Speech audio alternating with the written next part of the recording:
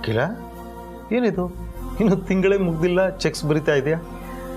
ಇಲ್ಲ ರಘು, ಇದು ತಿಂಗಳು ಪೇಮೆಂಟ್ ಆಗಿ ಕೊಡುವಂಥ ಚೆಕ್ ಅಲ್ಲ. ರತ್ನವೇಣಿಯವ್ರಿಗೋಸ್ಕರ ಬರಿತಾ ಇದ್ದೀನಿ. ಅವ್ರಿಗೆ ಯಾಕೆ? ತಿಂಡಿ ತಿನ್ನುವಾಗ ರತ್ನವೇಣಿ ಹೇಳಿದ್ದನ್ನು ಕೇಳಿಸ್ಕೊಂಡ್ರಲ್ಲ ರಘು, ಅದು ಯಾರ ಹತ್ರನೂ ಚೀಟಿ ಹಾಕಿ ಬೇಕಾದ ಸಮಯಕ್ಕೆ ದುಡ್ಡು ಬರದೆ ಪರದಾಡ್ತಾ ಇದ್ದಾರೆ. ಸುಮ್ಮನೆ ಯಾಕೆ ಅವ್ರಿಗಂಥ ಅವಸ್ಥೆ? ಅವ್ರ ಅವಶ್ಯಕತೆಗೆ, ಎಮರ್ಜೆನ್ಸಿಗೆ ಬೇಕಾಗುತ್ತೇನೋ ಅಂತ ಅವ್ರಿಗೆ ದುಡ್ಡು ಕೊಡೋಣ ಅಂತ ಅಂದ್ಕೊಂಡೆ. ಅದು ಅಲ್ಲದೆ ನಮ್ಮ ಮನೆಗೆ ರತ್ನವೇಣಿ ಬಂದು ಇಷ್ಟು ಸಮಯ ಆಗಿದೆ, ಯಾರ ಹತ್ರನೂ ಒಂದು ಪೈಸಾ ಬೇಕು ಅಂತಲೂ ಕೇಳಿದವರಲ್ಲ. ಅದೇನೋ ನಿಜ, ಆದ್ರೆ ನನಗೆ ಯಾಕೋ ನೀನು ಕೊಡೋದು ಬೇಡ ಅನಿಸ್ತಿದೆ. ಯಾಕೆ ರಘು? ತಪ್ಪು ತಿಳಿಬೇಡ ಅಖಿಲ, ಅವರು ಈ ಮನೆ ಬೀಗರು. ಅವ್ರಿಗೇನೇ ದುಡ್ಡು ಬೇಕಿದ್ರೂ ಜನನೇ ಹತ್ರ ಕೇಳಿ ಇಸ್ಕೋತಾರಲ್ವಾ? ನೋಡಿ ರಘು, ವಯಸ್ಸಾಗ್ತಾ ಆಗ್ತಾ ನಮಗಿಂತ ಚಿಕ್ಕ ವಯಸ್ಸಿನವ್ರ ಹತ್ರ ದುಡ್ಡು ಬೇಕು ಅಂತ ಕೇಳಕ್ಕೆ ಕಷ್ಟ ಆಗುತ್ತಲ್ವಾ? ಅವರು ಗಂಡನ ಮನೇಲಿ ಅವ್ರಿಗೆ ಯಾವ ಸೌಕರ್ಯ ಇದೆಯೋ ಇಲ್ವೋ ನಮಗೆ ಗೊತ್ತಿಲ್ಲ. ಗಂಡನೇ ಇಲ್ಲ ಅಂದಮೇಲೆ ಇವರು ಅಲ್ಲಿಗೆ ಯಾಕಾದರೂ ಹೋಗ್ತಾರೆ? ಆಮೇಲೆ ಅವ್ರಿಗಾದರೂ ಆಗೋರು ಯಾರಿದ್ದಾರೆ ಹೇಳಿ? ಅವ್ರ ಖರ್ಚಿಗೆ, ಚಿಕ್ಕ ಪುಟ್ಟ ಎಮರ್ಜೆನ್ಸಿಗಳಿಗೆ ದುಡ್ಡು ಬೇಕಂತ ಕೇಳೋರಾದರೂ ಯಾರಿದ್ದಾರೆ? ಅದಕ್ಕೆ ಅವ್ರು ಕೇಳ್ತಾರೋ ಬಿಡ್ತಾರೋ, ಬೇಕೋ ಬೇಡವೋ ಪ್ರತಿ ತಿಂಗಳು ಅವ್ರಿಗೆ ಒಂದು ಚೆಕ್ ಮೂಲಕ ಪೇಮೆಂಟ್ ಕೊಟ್ಬಿಡೋಣ ಅಂತ ಅಂದ್ಕೊಂಡಿದ್ದೀನಿ. ನಿಮಗೇನು ಅಭ್ಯಂತರ ಇಲ್ಲ ಅಂದರೆ? ಅಖಿಲ, ಇನ್ನೊಬ್ರಿಗೆ ಸಹಾಯ ಮಾಡೋ ನಿನ್ನ ಗುಣ ನಾನು ಮೆಚ್ತೀನಿ. ಆದರೆ ನೀನು ದುಡ್ಡು ಕೊಡೋಕ್ಕೆ ಹೋಗ್ತಿರೋದು ಜನನಿ ಚಿಕ್ಕಮ್ಮನಿಗೆ. ಅವ್ರಿಗೆ ನಾವು ದುಡ್ಡು ಕೊಡ್ತಿದ್ದೀವಿ ಅಂತ ಜನನಿಗೇನಾದರೂ ಗೊತ್ತಾಗಿ ಬೇಜಾರು ಮಾಡಿಕೊಂಡ್ರೆ ಏನು ಮಾಡ್ತೀಯ? ಕೆಲವು ವಿಷಯಗಳಲ್ಲಿ ಜನನಿಗೆ ಹಠ ಜಾಸ್ತಿ, ಅಂದ್ಕೊಂಡಿದ್ದು ಆಗಬೇಕು ಅಂತ ಬಯಸ್ತಾಳೆ. ಅದು ಅಲ್ಲದೆ ನಾವು ರತ್ನವೇಣಿ ಅವ್ರಿಗೆ ದುಡ್ಡು ಕೊಡೋದು ಅವ್ರಿಗೆ ಅವಮಾನ ಮಾಡಿದಾಗಲ್ವಾ? ಒಂದು ವೇಳೆ ಅವ್ರಿಗೆ ದುಡ್ಡು ಕೊಡಲೇಬೇಕು ಅಂತಿದ್ರೆ ಯಾವುದಾದ್ರೂ ಪೂಜೆ ಕಾರ್ಯಕ್ರಮದಲ್ಲೋ ಹಬ್ಬದ ಫಂಕ್ಷನಲ್ಲಿ ಅರ್ಶನ ಕುಂಕುಮದ ಜೊತೆಗೆ ಕಾಣಿಕೆ ರೂಪದಲ್ಲಿ ಕೊಟ್ಟರೆ ಅದನ್ನು ಯಾರೂ ತಪ್ಪು ಅಂತ ಹೇಳೋಕ್ಕಾಗಲ್ಲ. ಜನ ಇನ್ನೂ ಸುಮ್ಮನಾಗ್ತಾಳೆ. ನಿಮ್ಮ ಮಾತು ಸರಿನೇ ರಘು, ನೀವು ಹೇಳೋದ್ರಲ್ಲೂ ಅರ್ಥ ಇದೆ.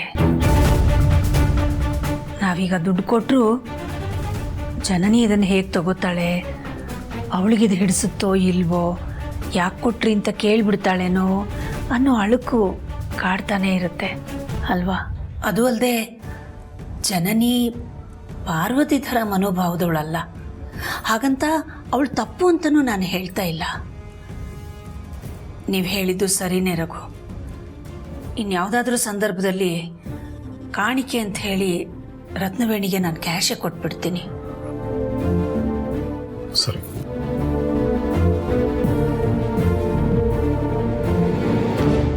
ಕ್ಯಾನ್ಸಲ್ಡ್ ಅಂತ ಕೌಂಟರ್ ಫಾಯಿಲಲ್ಲಿ ಬರೆದ್ಬಿಡು.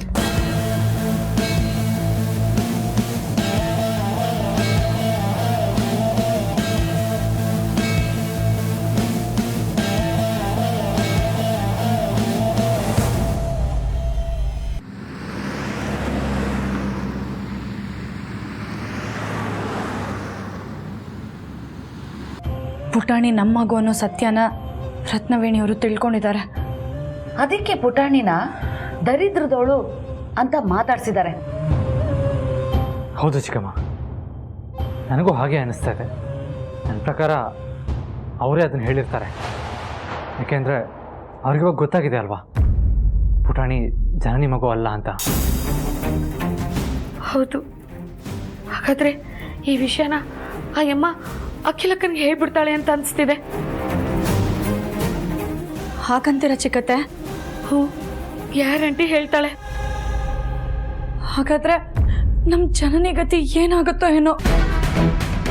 ಜನನಿನ ಅಯ್ಯೋ ದೇವ್ರೆ, ಅವಳನ್ನ ಅಕ್ಕನೇ ಸಂಭಾಳಿಸ್ಬೇಕು. ಇಲ್ಲ ಚಿಕ್ಕತ್ತೆ, ಯಾವುದೇ ಕಾರಣಕ್ಕೂ ಪುಟಾಣಿ ನನ್ನ ಮಗು ಅನ್ನೋ ವಿಷಯ ಅತ್ಯಮ್ಮಂಗೆ ಗೊತ್ತಾಗಬಾರ್ದು. ಯಾಕೆ ಪಾರ್ವತಿ?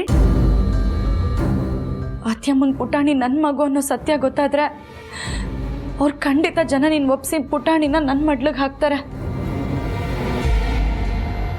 ಪಾಪ ಜನನಿಗೆ ತುಂಬ ದುಃಖ ಆಗುತ್ತೆ ಚಿಕ್ಕತ್ತೆ.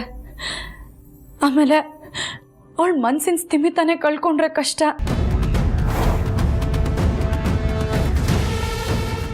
ಗಾಬರಿ ಆಗ್ಬಿಡ ಪಾರು. ನನ್ನ ಪ್ರಕಾರ ರತ್ನವೇಣಿಗೆ ಪುಟಾಣಿ ನಮ್ಮ ಮಗು ಅನ್ನೋ ಸತ್ಯನ ಎಲ್ಲರ ಮುಂದೆ ಹೇಳೋ ಉದ್ದೇಶ ಇಲ್ಲ ಅಂತ ಅನಿಸುತ್ತೆ.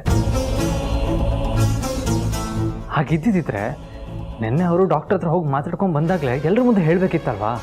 ಅಟ್ಲೀಸ್ಟ್ ಅಮ್ಮನ ಹತ್ರ ಆದರೂ ಹೇಳಬೇಕಿತ್ತಲ್ಲ. ಹಾಗಾದ್ರೆ ಅವ್ರ ಉದ್ದೇಶ ಏನು? ಯಾವ ಕಾರಣಕ್ಕೆ ಅವರು ನನಗೆ ಹೆರಿಗೆ ಮಾಡಿಸಿ ಡಾಕ್ಟರ್ನ ಭೇಟಿಯಾಗಿ ಸತ್ಯ ತಿಳ್ಕೊಂಡ್ರು?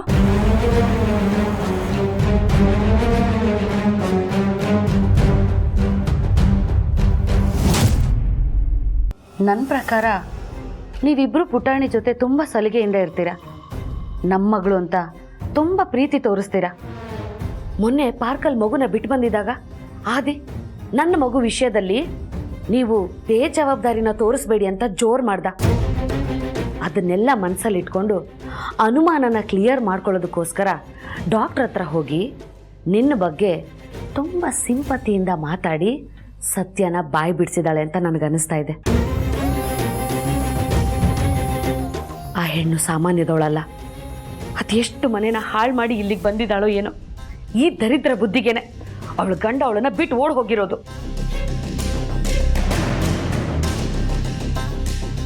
ಹಾಗಾದರೆ ಪ್ರೀತು ಜನನಿ ಜೊತೆ ನಮ್ಮ ಮಗು ಇದ್ದಿದ್ದ ಫೋಟೋನು ಅವರೇ ಬಿಡಿಸಿರ್ಬೋದು. ಇರಬಹುದು ಅಲ್ಲ, ಆ ಎಮ್ಮನೇ ಮಾಡಿರೋದು. ಯಾಕಂದ್ರೆ ಪುಟಾಣಿ ಈಗ ನಿಮ್ಮಿಬ್ರು ಮಗು ಅಂತ ಗೊತ್ತಾಗಿದೆಯಲ್ಲ, ಅದಕ್ಕೆ ಫೋಟೋನ ಅವಳೇ ಬೀಳ್ತಿರ್ತಾಳೆ. ಗಾಳಿಗೆ ಬಿದ್ದಿದೆ ಅಂತ ಸುಳ್ಳು ಹೇಳಿರ್ತಾಳೆ. ಸರಿ, ಈ ವಿಷಯನ ಅವ್ರು ಇನ್ನೂ ಜನನಿಗೆ ಹೇಳಿಲ್ಲ ಅಂದ್ರೆ ಸತ್ಯ ತಿಳ್ಕೊಂಡಾದ್ರು ಅವ್ರು ಏನು ಮಾಡ್ತಾರೆ? ಜನನಿಗೆ ಹೇಳಿದ್ರೆ ಅವಳು ಬೇಜಾರು ಮಾಡ್ಕೋತಾಳೆ. ಅಲ್ಲದೆ ಅವಳ ಆರೋಗ್ಯ ಹಾಳಾಗುತ್ತೆ ಅಂತ ನಿನ್ನ ಥರನೇ ಯೋಚನೆ ಮಾಡಿ ಸುಮ್ಮನೆ ಇರಬಹುದಲ್ವಾ? ಅಥವಾ 4 ಜನದ ಮುಂದೆ ಇದು ಜನನಿ ಮಗು ಅಲ್ಲ ಅನ್ನೋ ವಿಷಯ ಗೊತ್ತಾಗಿ ಅವಳಿಗೆ ಅವಮಾನ ಆದರೆ ಅದನ್ನು ಅವಳಿಗೆ ಸಹಿಸ್ಕೊಳ್ಳೋಕ್ಕಾಗಲ್ಲ ಅನ್ನೋ ಸತ್ಯ ಗೊತ್ತಾಗಿ ಅವಳು ಬಾಯಿ ಮುಚ್ಕೊಂಡಿದ್ರೆ?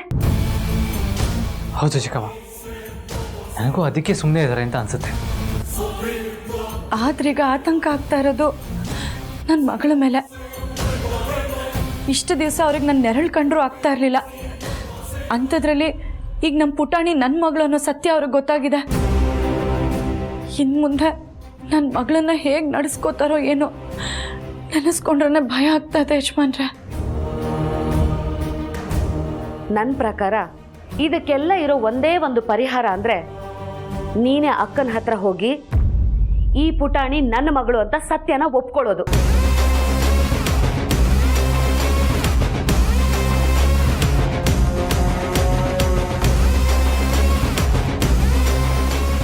ಇಲ್ಲ ಅಂದರೆ ಇವತ್ತು ದರಿದ್ರದವಳೆ ಅಂತ ನಿನ್ನ ಮಗಳನ್ನ ಮಾತಾಡ್ಸಿದ್ದಾಳೆ, ನಾಳೆ ಇನ್ನು ಯಾವ್ಯಾವ ಪದದಿಂದ ಮಾತಾಡಿಸ್ತಾಳೋ ಯಾರಿಗೆ ಗೊತ್ತು? ಅವತ್ತು ಊಟ ಕೂತಿದ್ದ ಹನುಮಂತಣ್ಣನ ಹೇಳ್ಸಿದಾಳೆ. ನಾಳೆ ನಿನ್ನ ಮಗಳಿಗಂತ ಸಂದರ್ಭ ಬರಲ್ಲ ಅಂತ ಯಾವ ಗ್ಯಾರಂಟಿ ಪಾರು?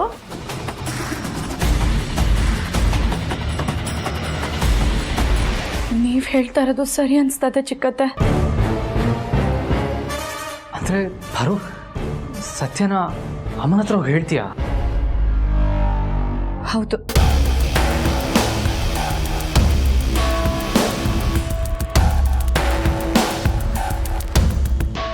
ಆದರೆ ವಿಷಯನ ಹೇಳೋದು ನಾನಲ್ಲ, ಚಿಕ್ಕತ್ತೆ.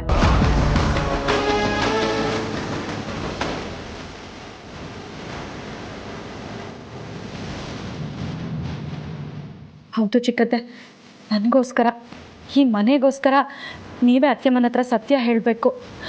ನೋಡಿ, ನೀವು ಏನು ಹೇಳಬೇಕು ಅನ್ನೋದನ್ನು ನಾನು ನಿಮಗೆ ಹೇಳ್ಕೊಡ್ತೀನಿ. ಹಾಂ ಹಾಂ, ಸರಿನಮ್ಮ.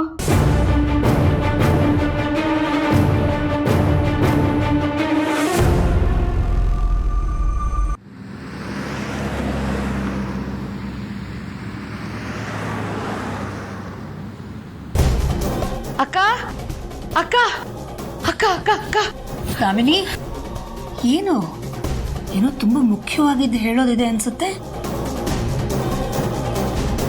ಹೌದಕ್ಕ, ನಿಮ್ಗೆ ಹೇಗೆ ಗೊತ್ತಾಯ್ತು? ಸಾಧಾರಣವಾಗಿ ನೀನು ನಮ್ಮ ರೂಮಿಗೆ ಬರಲ್ಲ. ಈಗ ಹೀಗೆ ಅರ್ಜೆಂಟಾಗಿ ಬಂದಿದೀಯಾ ಅಂತಂದರೆ ಏನೋ ಮುಖ್ಯವಾದ ವಿಷಯನೇ ಇರಬೇಕು ಅಂತ ಅಂದ್ಕೊಂಡು ಕೇಳಿದೆ. ಹೌದಕ್ಕ, ಕರೆಕ್ಟಾಗಿ ಗೆಸ್ ಮಾಡಿದ್ರಿ. ನಾನಿವಾಗ ಇಲ್ಲಿಗೆ ಬಂದಿರೋದು ತುಂಬ ಮುಖ್ಯವಾದ ವಿಷಯ ಹೇಳೋದಕ್ಕೆ. ಅದೇನು ಹೇಳು.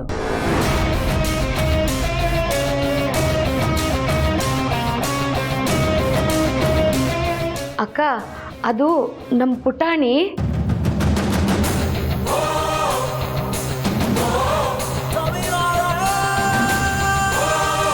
ದಾಮಿನಿ, ನೀನು ಪುಟಾಣಿ ಅಂತ ಶುರು ಮಾಡಿ ಏನು ಹೇಳದೆ ಇದ್ರೆ ನಮ್ಗೇನು ಗೊತ್ತಾಗುತ್ತೆ? ಮುಂದುವರ್ಸು, ಹೇಳು. ನಮ್ಮ ಪಾರ್ವತಿ ಹತ್ರ ಪುಟಾಣಿನ ಬಿಡೋಕೆ ರತ್ನವೇಣಿಯವ್ರಿಗೆ ಇಷ್ಟ ಇಲ್ಲ ಅನ್ಸುತ್ತಕ್ಕ. ಅದು ಅಲ್ಲದೆ ನಮ್ಮ ಪಾರ್ವತಿನ ಕಂಡ್ರೆ ಆ ರತ್ನವೇಣಿಯವ್ರಿಗೆ ಆಗೋದೇ ಇಲ್ಲ. ಆ ರತ್ನವೇಣಿಯವ್ರು ಬಂದ್ಮೇಲೆ ನಮ್ಮ ಜನನಿ ಮತ್ತೆ ಪಾರ್ವತಿ ಮಧ್ಯೆ ಮನಸ್ತಾಪ ಬಂದಿರೋದಕ್ಕ.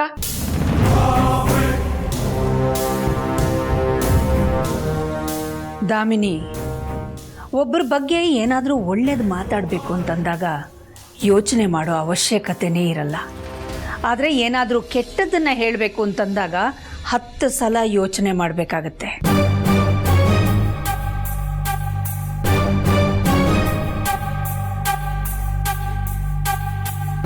ಪಾಪ ರತ್ನವೇಣಿಗೆ ಅವ್ರ ಗಂಡನ ಮನೇಲಿ ಯಾವ ಅನುಕೂಲನೂ ಇಲ್ಲ. ಅಲ್ಲಿ ಜನ ಇವ್ರ ಜೊತೆ ಹೇಗೆ ನಡ್ಕೋತಾರೋ ನಮಗೆ ಗೊತ್ತೂ ಇಲ್ಲ. ತನು ಅಂತ ಆಗೋರು ಯಾರೂ ಇಲ್ಲ. ಅದಕ್ಕೆ ನಮ್ಮ ಮನೆಗೆ ಬಂದಿದ್ದಾರೆ, ಎಲ್ಲರ ಜೊತೆ ಬೆರ್ತು ಹೋಗಿದ್ದಾರೆ. ಈಗ ಅವ್ರು ಈ ಥರ ಎಲ್ಲ ನಡ್ಕೋತಿದ್ದಾರೆ ಅಂತ ಹೇಳೋದಕ್ಕೆ ನಿನ್ನ ಹತ್ರ ಏನಾದರೂ ಸಾಕ್ಷಿ ಇದೆಯಾ? ಏನು ಇಲ್ಲದೆ ಸುಮ್ಮನೆ ಬಂದು ಅದು ಹೇಗೆ ಕಂಪ್ಲೇಂಟ್ ಮಾಡ್ತೀಯಾ? ಹಾಗೇನಾದರೂ ಇದ್ದಿದ್ರೆ ಪಾರ್ವತಿನೇ ಡೈರೆಕ್ಟಾಗಿ ನನ್ನ ಹತ್ರ ಬಂದು ಹೇಳಿರೋಳಲ್ಲ. ಅಖಿಲ, ಅದು ಏನೇ ಆಗಿದ್ರು ದಾಮಿನಿ ಯಾಕೆ ಸುಳ್ಳು ಹೇಳ್ತಾಳೆ? ಹೌದಕ್ಕ, ನಾನು ಗಮನಿಸಿರೋ ಪ್ರಕಾರ ಪಾರ್ವತಿನಾಗ್ಲಿ ನಮ್ಮ ಪುಟಾಣಿನಾಗ್ಲಿ ಕಂಡ್ರೆ ಅವ್ರಿಗೆ ಆಗೋದೇ ಇಲ್ಲ. ಏನು ಹೇಳ್ತಾ ಇದೀಯ ದಾಮಿನಿ? ನಮ್ಮ ಪುಟಾಣಿನ ಕಂಡ್ರೆ ರತ್ನವೇಣಿಗಾಗಲ್ವಾ? ಹೌದಕ್ಕ. ಯಾಕೆ? ಯಾಕೆ ಅಂತ ಗೊತ್ತಿಲ್ಲ. ನಮ್ಮ ಪುಟಾಣಿ ಅವ್ರಿಗೂ ಮೊಮ್ಮಗುನೇ ಆದರೂ ಪುಟಾಣಿ ಬಗ್ಗೆ ತುಂಬ ತಾತ್ಸಾರದಿಂದ ನಡ್ಕೋತಾರಕ್ಕ. ಮೊನ್ನೆ ಪಾರ್ಕಲ್ಲಿ ಮಗು ಕಳೆದೋಯ್ತಲ್ಲ, ಅದಕ್ಕೂ ಅವ್ರ ಅಸಡ್ಡೆನೇ ಕಾರಣ. ಅದ್ರ ಬಗ್ಗೆ ಅವ್ರಿಗೆ ಸ್ವಲ್ಪನೂ ಪಶ್ಚಾತ್ತಾಪದ ಭಾವನೆನೇ ಇಲ್ಲ. ಪಾರ್ವತಿ ಮೇಲೆ ಏನಾದರೂ ಕೋಪ ತೋರಿಸಿದ್ರೆ ಅವಳು ಸುಮ್ಮನಾಗ್ಬಿಡ್ತಾಳೆ. ಆದರೆ ಪಾಪ ಪುಟಾಣಿಗೆ ಅವಳಿಗೆ ಏನಕ್ಕ ಗೊತ್ತಾಗುತ್ತೆ?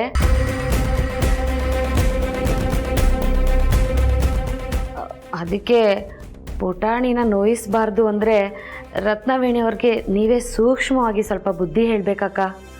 ಹೇಳ್ಬೋದಾ?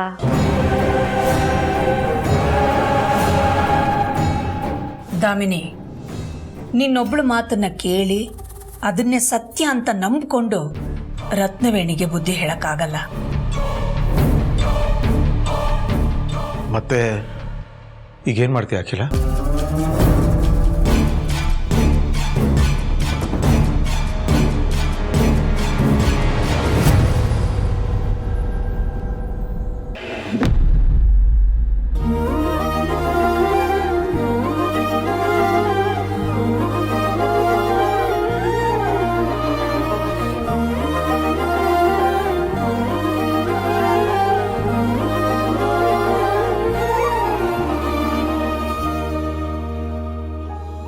ಪುಟಾಣಿ,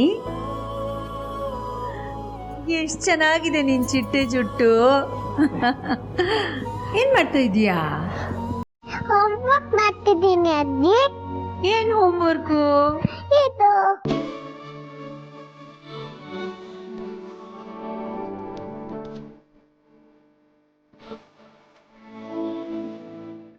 ನಿನ್ನಷ್ಟೇ ಮುದ್ದಾಗಿ ಬರ್ದಿದೀಯಾ.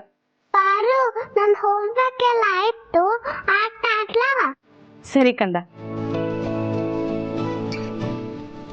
ಪುಟಾಣಿ, ನೀನು ಆಟಕ್ಕೆ ಹೋಗಕ್ ಮುಂಚೆ ನಾನು ನಿನ್ನ ಹತ್ರ ಏನೋ ಕೇಳ್ತೀನಿ, ನೀನು ಹೇಳ್ತೀಯಾ? ಹ್ಞೂ ಅಜ್ಜಿ. ಈ ಮನೇಲಿ ನಿನಗೆ ಯಾರ್ಯಾರು ಇಷ್ಟ? ಸಾರಥಿ ನೀವು. ಹೌದಾ? So nice, sweet. ಆಮೇಲೆ ಯಾರು ಇಷ್ಟ? ಈ ತಟ್ಟೆ ಇಷ್ಟ.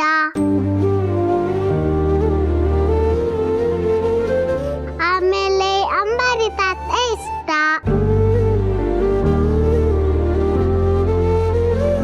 ದಾಮಿನಿ ಅಜ್ಜಿ ಇಷ್ಟ. ಮೋಹನ್ ತಟ್ಟೆ ಇಷ್ಟ.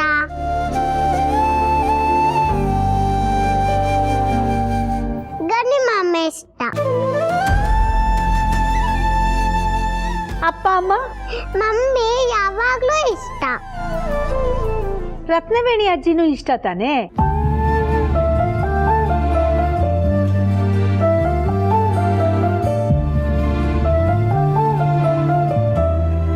ಯಾಕೆ ಪುಟಾಣಿ, ರತ್ನವೇಣಿ ಅಜ್ಜಿ ಇಷ್ಟ ಆಗಲ್ವಾ? ಯಾಕೆ? ಮೊದ್ಲು ನನ್ನನ್ನ ಪ್ರೀತಿ ಮಾಡ್ತಿದ್ರು, ಈಗ ಬೈತಾರೆ, ಕೋಪ ಮಾಡ್ಕೋತಾರೆ.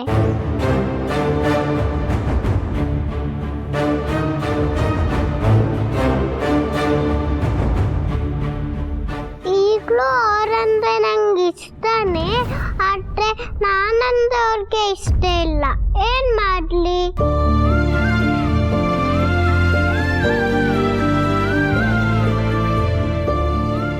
ಅರೆ ಏನಿದು ಅದಕ್ಕೆ ಎಲ್ಲರೂ ಪುಟಾಣಿ ಹತ್ರ ಸೇರ್ಕೊಂಡಿದ್ದೀರಾ? ಹಾ ರತ್ನವೇಣಿ, ಮಗುನ ಈ ಮನೇಲಿ ನಿನಗೆ ಯಾರ್ಯಾರು ಇಷ್ಟ ಅಂತ ಕೇಳ್ತಾ ಇದ್ದೆ. ಎಲ್ಲರೂ ಇಷ್ಟ ಅಂತ ಹೇಳ್ತಾ ಇದ್ಲು. ಆದರೆ ಓಹೋ, ಅಂದರೆ ನಾನು ಇಷ್ಟ ಇಲ್ಲ ಅಂತ ಅಂದ್ಬಿಟ್ಲಾ? ಅದಕ್ಕೆ ಆದರೆ ಅಂತ ಹೇಳ್ತಾ ಹೇಳ್ತಾ ನಿಲ್ಲಿಸ್ಬಿಟ್ರಲ್ಲ, ಅದೇನು ಅಂತ ಹೇಳಿ. ಅದಕ್ಕೆ ರತ್ನವೇಣಿ ಅಜ್ಜಿ ಅಂದರೆ ತುಂಬ ಇಷ್ಟ ಅಂತ ಹೇಳ್ತಾ ಇದ್ಲು ನಮ್ಮ ಪುಟಾಣಿ.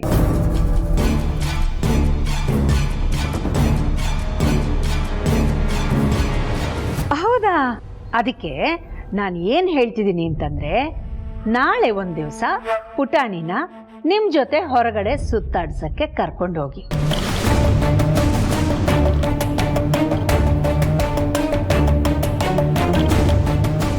ದಿನ ಪೂರ್ತಿ ಸುತ್ತಾಡಿ, ಮಗುಗೇನು ಇಷ್ಟನೋ ತಿನ್ನಿಸಿ, ಆಟದ ಸಾಮಾನು ಏನು ಕೇಳ್ತಾಳೋ ಅದನ್ನೆಲ್ಲ ಕೊಡಿಸಿ, ಸಂಜೆ ಹೊತ್ತಿಗೆ ಹುಷಾರಾಗಿ ಮನೆ ಕರ್ಕೊಂಡು ಬನ್ನಿ. ಓಕೆನಾ? ಅಯ್ಯೋ ನಾನಾ? ಯಾಕೆ ರತ್ನವೇಣಿ, ನಿಮ್ಮ ಮುದ್ದಿನ ಮೊಮ್ಮಗಳನ್ನ ಹೊರಗಡೆ ಸುತ್ತಾಡ್ಸೋಕ್ಕೆ ನಿಮ್ಗೆ ಇಷ್ಟ ಇಲ್ವಾ? ಚಚೆ, ಹಾಗಲ್ಲ ಅದಕ್ಕೆ, ಇಷ್ಟನೇ. ಆದರೆ ನನ್ನೊಬ್ಳೆ ಪಾಪ ಈ ಎಳೆ ಕೂಸನ್ನ ಈ ಉರಿ ಬಿಸಿಲಲ್ಲಿ ಹೇಗೆ ಕರ್ಕೊಂಡು ಹೋಗ್ಲಿ ಅಂತ. ಅಯ್ಯೋ ರತ್ನವೇಣಿ, ಬಿಸಿಲಲ್ಲಿ ಕರ್ಕೊಂಡು ಹೋಗಿ ಅಂತ ನಾನೆಲ್ಲಿ ಹೇಳಿದೆ? ಕಾರಲ್ಲಿ ಕರ್ಕೊಂಡು ಹೋಗಿ. ಕಾರಲ್ಲಿ AC ಇರುತ್ತೆ. ಹೊರಗಡೆ ಸುತ್ತಾಡೋವಾಗ ಒಂದು ಪುಟ್ಟ ಛತ್ರಿ ಕೊಡಿ, ಆವಾಗ ಬಿಸಿಲು ತಾಗಲ್ಲ. ಅದಕ್ಕೆ ಏನೇನು ಬೇಕೋ ಎಲ್ಲ ಕೊಡಿಸ್ಬೇಕು. ಅವಳಿಗಿಷ್ಟವಾದ ಜಾಗ, ತಿಂಡಿ ಎಲ್ಲ ನಿಮಗೆ ಗೊತ್ತಲ್ಲ. ಆಗಲ್ಲ ಅಂತ ಮಾತ್ರ ಹೇಳಬೇಡಿ. ನೀವು ಹೇಳಿದ್ಮೇಲೆ ನಾನು ಆಗಲ್ಲ ಅಂತ ಹೇಳೋಕ್ಕಾಗತ್ತಾ? ಅದಕ್ಕೆ ಕರ್ಕೊಂಡು ಹೋಗ್ತೀನಿ. ಅದಕ್ಕೆ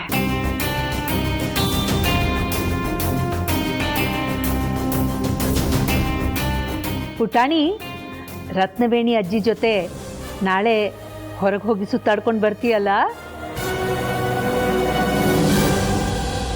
ಮಗುಗೇನಂತೆ, ಅವಳು ಬರ್ತಾಳೆ. ಪುಟಾಣಿನ ಕರ್ಕೊಂಡು ಹೋಗಿ.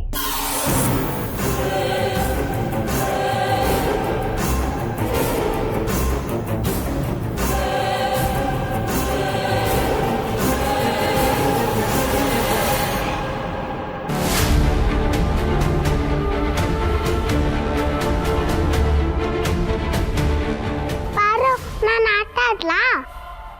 ಸರಿ ಕಂದ.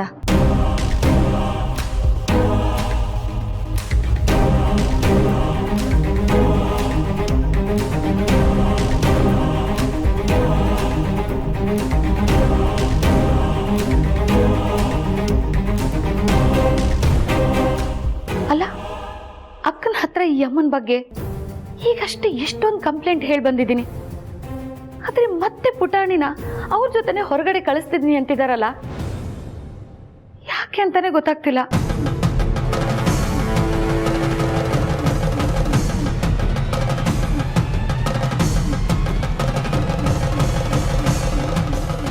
ನೀಲನ ಮನಸ್ಸಲ್ಲಿ ಏನಿದೆ ಅಂತ ಗೊತ್ತಾಗ್ತಾ ಇಲ್ಲ. ನಾನು ಈಗಲೇ ಹೋಗಿ ಅವಳ ಹತ್ರ ಮಾತಾಡ್ತೇನೆ.